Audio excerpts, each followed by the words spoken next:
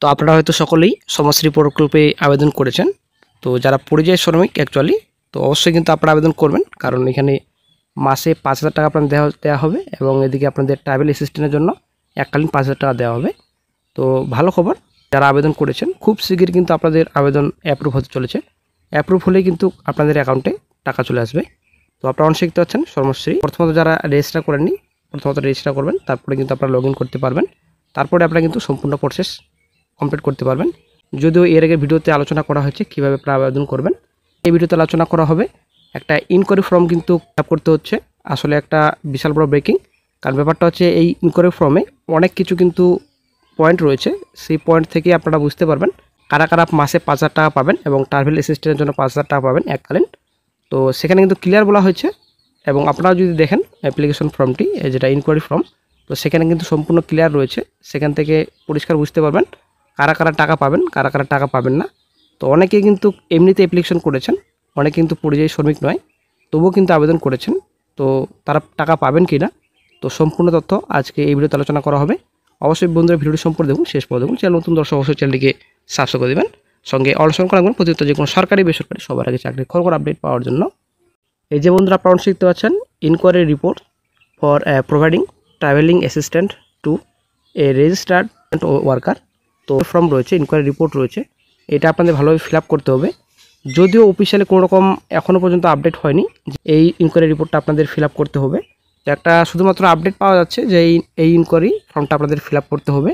তারপর কি কি নথি লাগবে সম্পূর্ণ তথ্য আপনারা পঞ্চায়েতেই পাবেন, লোকাল গ্রাম পঞ্চায়েতেই কিন্তু আপনারা সম্পূর্ণ তথ্য পাবেন। তো একটা আপডেট উঠে আসছে যে ইনকোয়ারি ফর্ম কিন্তু আপনাদের ফিল আপ করতে হচ্ছে।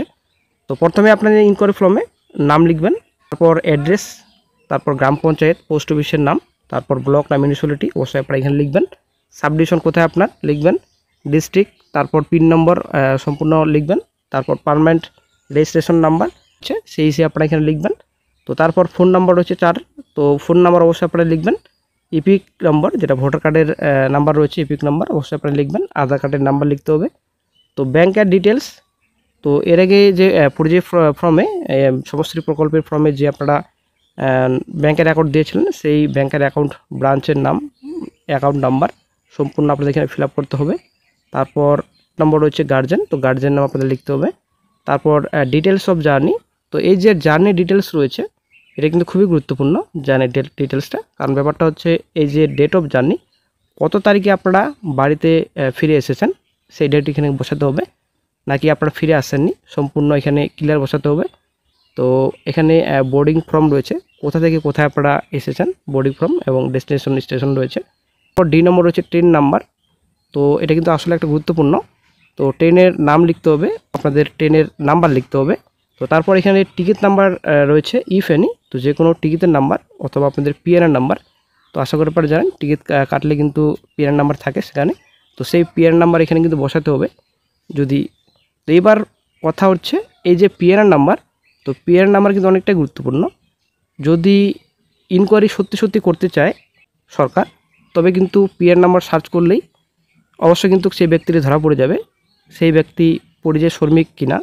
সেই ব্যক্তিটি যে ডেট মেনশন করা রয়েছে এখানে, যে ডেট অফ জার্নি যেটা রয়েছে এবং বোর্ডিং ফর্ম কোথায় থেকে কোথায়, তো সেই ডেটে বাড়িতে ফিরে এসেছে, সেই যে টিকিট নাম্বার, সেই যে পিএনআর নাম্বার এবং ট্রেন নাম্বার ম্যাচ হচ্ছে কি না, নাকি মিসম্যাচ, নাকি রং ইনফরমেশন, সম্পূর্ণ তথ্য কিন্তু ক্লিয়ার বোঝা যাবে যদি সত্যি সত্যি রাজ্য সরকার ইনকোয়ারি করতে চায়। তবে কতটা ইনকোয়ারি হবে সেটাই হচ্ছে ব্যাপার। তো তারপর এখানে রয়েছে ইফ অলরেডি রিটার্নড 21/8/25, যদি এখানে আপনাদের 21/8/25 পর যদি আপনারা রিটার্ন হন, তো এখানে সম্পূর্ণ ডিটেলস আপনাদের ফিল আপ করতে হবে। তো এবার কথা হচ্ছে এই যে ইনকোয়ারি ফর্ম আপনারা কোথায় পাবেন, এবং এই ইনকোয়ারি ফর্ম কি সত্যি লাগবে। তো অফিসিয়ালি কিন্তু বন্ধুরা কোনো রকম এখনও পর্যন্ত আপডেট নেই যে এই ইনকোয়ারি ফর্মটি রাজ্যের সব জেলায় কিংবা রাজ্যের সব গ্রাম পঞ্চায়েতে ফিল আপ করতে হচ্ছে, এটা কিন্তু না। এখন পর্যন্ত কোনো রকম বড়সড় আপডেট নেই এরকম যে এই যে ইনকোয়ারি ফর্ম সেটা ফিল আপ করতে হচ্ছে। তবে অফিসিয়ালি কোনো রকম আপডেট এখনও পর্যন্ত আসেনি। যদি এরকম একটা অফিসিয়ালি রিপোর্ট আসে, ইনকোয়ারি ফর্ম আসে, অবশ্যই কিন্তু অফিসিয়াল সাইটে আপলোড করা হবে। তো এখনও পর্যন্ত কিন্তু অফিসিয়াল সাইটে আপডেট নেই এই বিষয়ে। তো যখনই গুরুত্বপূর্ণ আপডেট পাওয়া যাবে সঙ্গে সঙ্গে চাইলে আপডেট দিয়ে দেওয়া হবে।